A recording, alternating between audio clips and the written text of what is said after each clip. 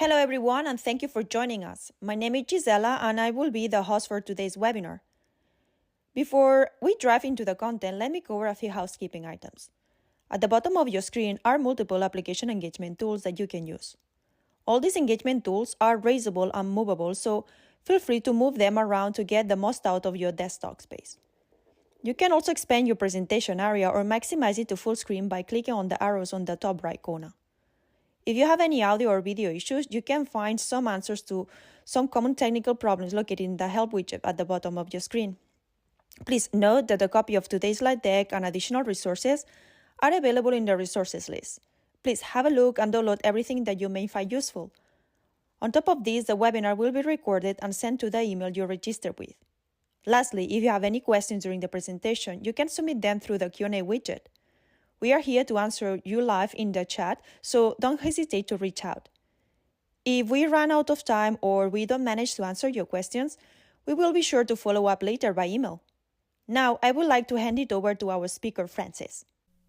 Thank you, Gisela. Again, my name is Francis Trudeau, and I'm a product manager at Jama Software.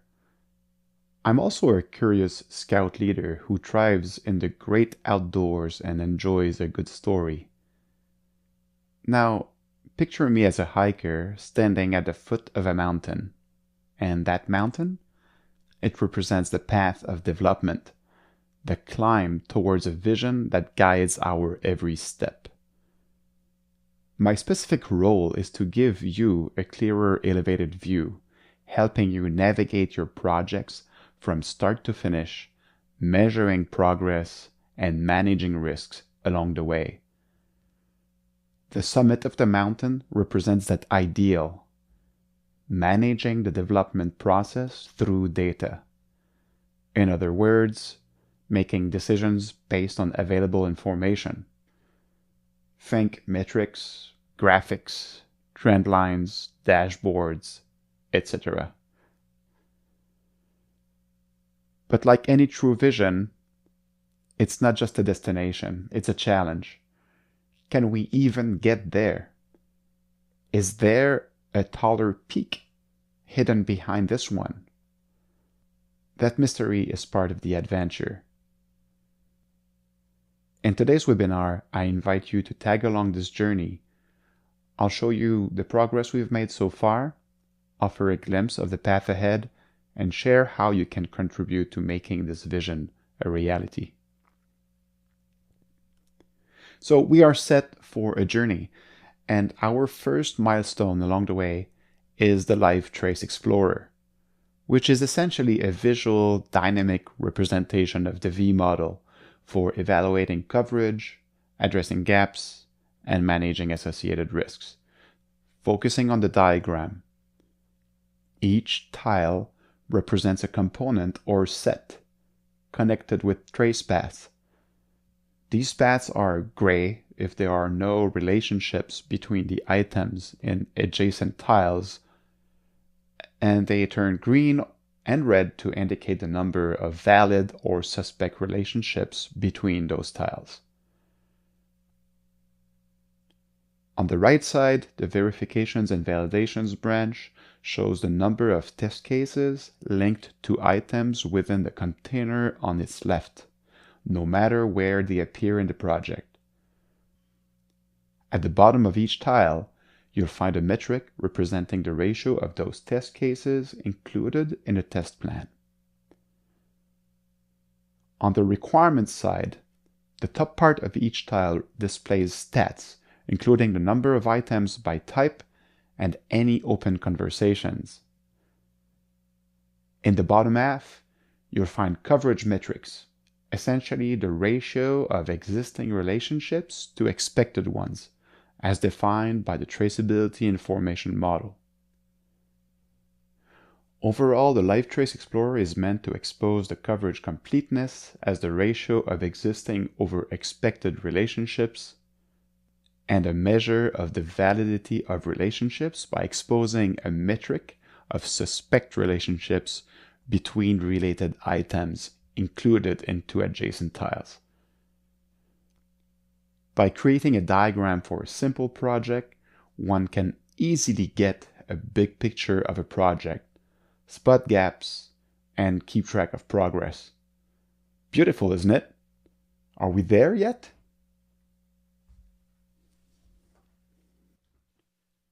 Well, not quite. As we catch our breath and take in the view, it becomes clear that the view, while impressive, is a little foggy. We've reached a breathtaking lookout. The elevated view is structured, informative, even beautiful. But for many of the customers we've consulted, the information still feels cloudy. Yes, the coverage, percentage, and suspect indicators are valuable. They give us a sense of direction, but there's a key limitation. The Live Trace Explorer currently measures everything without distinction. In real projects, not every item should count towards coverage. To get a metric that truly reflects reality, we need the ability to focus, to filter in only the relevant items, and filter out the noise. Only then can we sharpen the view and get a clearer, more meaningful measure of completeness. Let's take a look at a few real examples customers have shared with us. The first one is about filtering out items that shouldn't be included in coverage. For instance, many teams keep items in their project that were originally considered but later rejected. They're still useful for historical context, but they don't need to be part of the coverage calculation. The same goes for draft items. They're still in progress and not ready to be measured yet. The second example is about narrowing the scope. Sometimes teams want to measure coverage or track suspect links only for a specific slice of the project. A good example is when using prioritization methods like Moscow, where a team may only want to focus on must items. Another example is when tailoring views for different stakeholders, say admins, primary users, or partners, and only showing what's relevant to each group. Now, Jama Connect is highly configurable, so these are just a few common examples. What matters here is that the filtering we've added to the Live Trace Explorer works with any pick list field, and only pick lists for now. So, with that in mind, let's jump into Jama Connect and see how it works. Here we are in the Acme demo project. The Traceability Information Model, or TIM, flows simply from left to right, starting with higher level needs, then moving down to requirements and designs. Each of these is validated and verified by test items. It's a straightforward setup that follows the logic of the V model. To begin, we'll generate a diagram for the entire project and open the trace score calculator so we can keep track of the metrics used in the calculation. Our first filter will focus on the design items. Right now, we have 3 designs and the coverage is showing 66%. Let's take a closer look. In our project, each design has a status, chosen from a pick list, draft under review, approved, or rejected. One of them is currently marked as rejected. We're going to apply a filter to ignore rejected designs. To do this, open the configuration settings, open the configuration applied to the specification tiles, click the funnel icon to set the filter, set the rule using the pick list field for design status. In the second drop-down, choose is not equal to, then selected rejected, set the filter, and apply. We now have 2 items instead of 3. Coverage for the items that matter is 100% and the trace score updated accordingly. Also notice the funnel icon. It shows that a filter is now applied to this item type in this tile. Next, Let's move to the requirements. At Acme, we use the Moscow method to prioritize them. Suppose we want to focus only on must items. We'd apply a similar filter as we did for designs. Here we have 4 requirement items, but only one is marked as must. Back in the diagram, we follow the same steps to set the filter.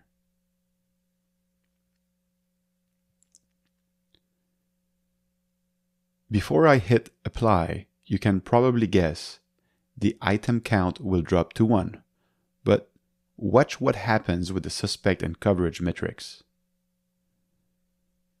We now notice a clear coverage gap with the designs. On the verification side, test exists, are linked, but they're not included in a test plan yet. As for the suspects, there are 3 needs pointing to this must requirement, and one of those needs has changed, which makes the relationship suspect. For our last example, let's look at those needs. Each one is tagged with 1 or more user groups.